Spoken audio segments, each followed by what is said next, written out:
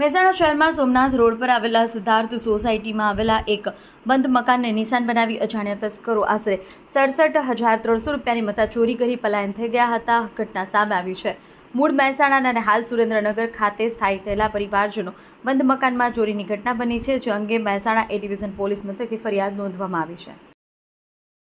ગુજરાત પ્રદેશ ભાજપ સંગઠનમાં ફેરફારોની પ્રક્રિયા ચાલી રહી છે. આ અંતર્ગત મહેસાણા જિલ્લા ભાજપ સંગઠનમાં પણ નવી નિમણૂકો કરવામાં આવી છે, જેમાં કડી શહેર અને તાલુકાના 5 કાર્યકર્તાઓને વિવિધ હોદ્દા પર સ્થાન મળ્યું છે.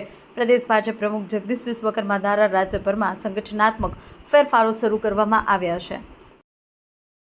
કડી ખાતે ગુજરાત આંગણવાડી કર્મચારી સંગઠન અને ગુજરાત આશા એન્ડ હેલ્થ વર્કર યુનિયન દ્વારા વિરોધ પ્રદર્શન કરવામાં આવ્યું હતું. મોટી સંખ્યામાં આંગણવાડી અને આશા વર્કર બહેનોએ સ્થાનિક ધારાસભ્ય અને સંસદ સભ્યને સંબોધીને નાયબ ટીડીઓને આવેદનપત્ર પાઠવ્યું છે. આવેદનપત્રમાં વેતન વધારા, કાયમી નોકરી અને ડિજિટલ કામગીરીના ભારણ જેવા મુદ્દાઓ ઉઠાવવામાં આવ્યા હતા. પાલનપુરમાં ઉત્તર ગુજરાત વીજ કંપનીના કર્મચારીઓના વિવિધ સંગઠનોની ગુજરાત ઉર્જા સંયુક્ત સંકલન સમિતિ દ્વારા વીજ સુધારણા બિલ અને વીજ કંપનીના ખાનગીકરણ વિરુદ્ધ દેખાવો કરવામાં આવ્યા. આ દરમિયાન સૂત્રોચ્ચાર સાથે વીજ કર્મચારીઓ માટે જૂની પેન્શન યોજના ફરીથી અમલમાં મૂકવાની માંગ ઉઠાવવામાં આવી હતી. ભાવનગરના કુંભારવાડા વિસ્તારમાં ગત મોડી રાત્રે ઘાતક હુમલાની ઘટના સામે આવી છે.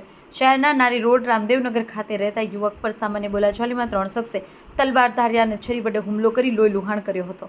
યુવકને માથા અને મોઢાના ભાગે ગંભીર ઈજા થતાં સારવાર અર્થે સરટી હોસ્પિટલ ખસેડવામાં આવ્યો છે.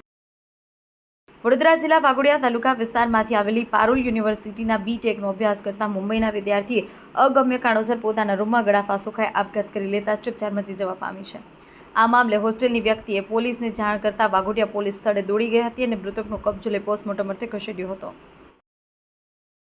સૌરાષ્ટ્ર યુનિવર્સિટીના બાયોસાયન્સ ભવન દ્વારા નિર્મિત બોટનિકલ ગાર્ડન વિદ્યાર્થીઓ માટે રિસર્ચનું કેન્દ્ર બન્યું છે, કારણ કે અહીં પ્રાકૃતિક ખેતી અને મેડિટેશન પ્લાન્ટનો અનોખો સમન્વય છે. 5 એકરમાં પથરાયેલા ગાર્ડનમાં જંગલી બદામ, મીઠો લીમડો, પારસ પીપળો અને નીલગિરીના મેડિસિનલ પ્લાન્ટની સાથે ગુલાબી અને લીલી કોબી, ટામેટા, ગાજર, રીંગણનું વાવેતર કરાયું છે. અહીં દુનિયાના હરણફાળ ભરતા ઓર્નામેન્ટલ ફિશીસના બિઝનેસને ડેવલપ કરવા પદ્મકુંડનું નિર્માણ પણ કરાયું છે.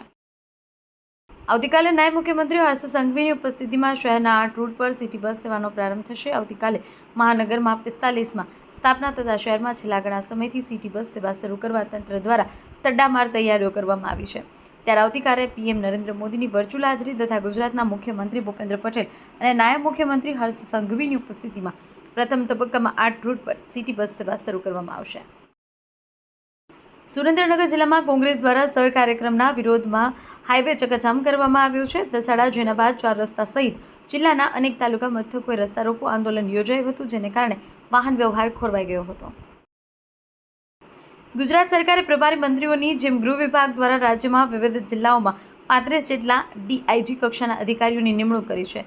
આ પહેલ અંતર્ગત અમરેલી જિલ્લામાં મહત્વપૂર્ણ જવાબદારી ડીઆઈજી રાજન સુસરાને સોંપવામાં આવી છે. તેઓ વર્ષ દરમિયાન દર મહિને 2 દિવસ માટે અમરેલીની મુલાકાત લેશે અને દેશ અને દુનિયાના સમાચાર જોવા માટે અમારી ચેનલ MG લાઈવ ન્યૂઝને સબસ્ક્રાઇબ કરો અને બેલ આઇકોન પર ક્લિક કરો, જેથી રોજે રોજની અપડેટ આપને મળતી રહે. સાથે જ અમારું ફેસબુક અને ઇન્સ્ટાગ્રામ પેજને પણ ફોલો કરો.